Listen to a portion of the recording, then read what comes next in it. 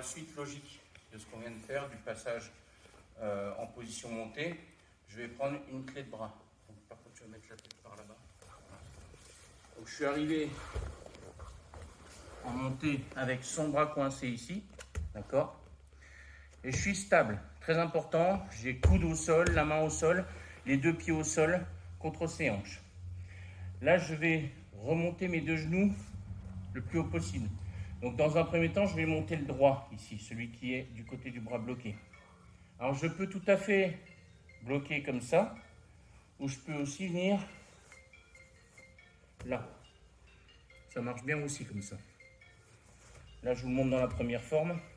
Je vais pousser sur ma jambe gauche pour emmener mon genou droit ici, à côté de sa tête. D'accord? Là, vous voyez, viens ici, Alex. J'ai poussé avec ma jambe droite et mon pied est resté bien à plat sur le sol. D'accord? Donc, je suis ici, à côté de sa tête. Je viens là, ramener mon pied. Le talon va se rapprocher du genou au maximum. Là, je l'emprisonne dans l'étau. C'est très difficile pour lui de résister ici et de faire quoi que ce soit. S'il veut bouger les hanches, je vais pouvoir mettre du poids dessus. Je vais pouvoir contrôler ses jambes. Et là, sur le haut du corps, j'ai un maximum de poids, je suis assis dessus. Donc, c'est pour ça que je suis un peu en avant. Si je suis en arrière, là, il ne sent pas grand-chose. À partir du moment où je mets plus du poids vers l'avant, là, je suis sur lui. Je sens que ici, ma cuisse, elle appuie fortement sur sa poitrine. Je vais soulager un peu. Ici, je peux avoir la chance d'avoir ce bras qui est en bonne position, ou alors il peut se retrouver coincé ici. Ça peut arriver. Si ça arrive, ça, vous venez simplement comme ça, faire une americana. Soit il tape, soit il tend, soit il libère. Pas grave, je dégage ici et j'ai ce que je voulais. Donc, creux du coude au niveau du poignet. Je peux venir chercher mon col. Si je suis en ogi, je viens simplement placer ma main contre ma poitrine. Ici, je mets mon poids de corps en avant. Vous voyez, regardez. Tout sur la jambe, là. Et là, je tiens bien. Je passe ma jambe par-dessus, je serre les genoux, très important. Et là, je pousse le bassin vers l'avant, vers le bas. D'accord? J'écrase le bassin vers le sol. Je peux aussi d'ici repartir en arrière. Mais là, regardez, au moment où j'arrive, je vais tendre son bras, je vais tirer dessus pour mettre son épaule bien contre mes fesses. Et ensuite, je serre les genoux. Vous voyez que j'ai légèrement croisé les pieds et je bloque son épaule. Et je tire vers moi. Même si je n'ai pas verrouillé mes pieds, ici, je tire vers moi. Je dois le bloquer un maximum, comme ça. Là, il est bloqué comme ça, avec les deux genoux. Et ici, je n'ai pas grand-chose à faire. Si je reste comme ça, ça peut taper. Mais là, je vais revenir ici. Pourquoi? Parce que ici, ça peut encore bouger par là. Si ça plie par là, il peut dégager ses jambes vers là-bas, tourner, tourner, tourner, tourner, et il va sortir. Donc, comme j'arrive ici, j'allonge et hop, je vais récupérer là. Je n'emmène pas en direction de sa tête. Comme je vous ai dit, ça peut tourner. Je l'emmène en direction de ses jambes. Là, s'il essaie de tourner là-bas, il ne peut pas. Vous voyez, je le fais à une main. Hein. Contrôlez bien ici. Ça ne bouge plus, vous emmenez là-bas. Ici. Tac.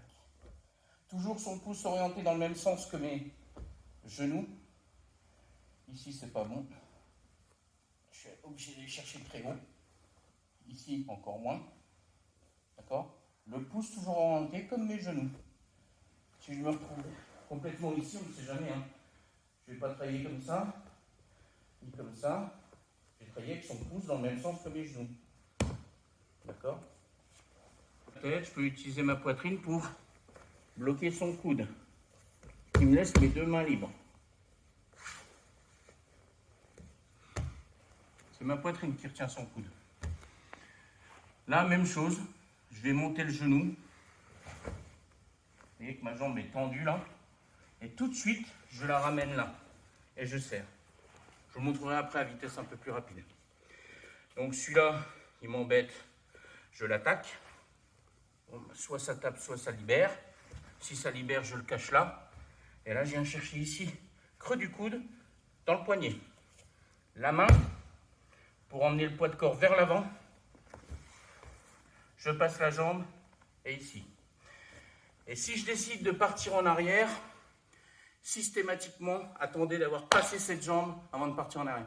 Il y a encore beaucoup de débutants qui font ça. Et s'ils se relèvent, c'est trop tard. Ce qu'il faut que je fasse,